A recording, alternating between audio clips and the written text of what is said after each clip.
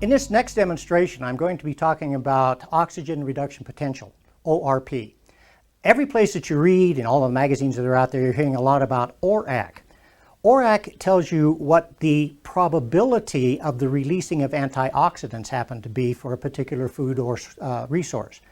Now, ORP, on the other hand, is actually how many free radical fighting antioxidants are released that the body can use. Now, again, we have distilled water. I'm using an ORP meter. And as we put this into the distilled water, we're looking at a positive number.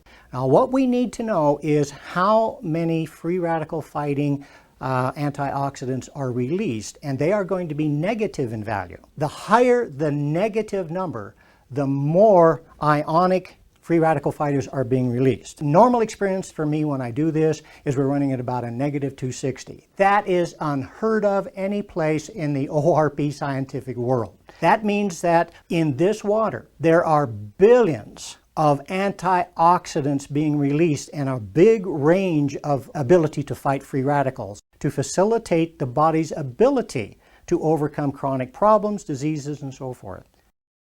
To try to pull this all together, if you take the ionic coral minerals and you drink them throughout the day, some very interesting things are going to happen. First of all, you're going to get 72 perfectly balanced ionic organic minerals.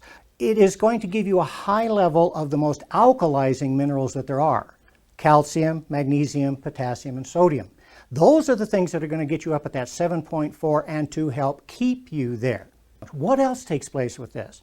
It's going to increase the ORAC value. So you have a very powerful fighting ability to free radical damage. And as I said before, this is the highest bioabsorbable source of ionic organic minerals available.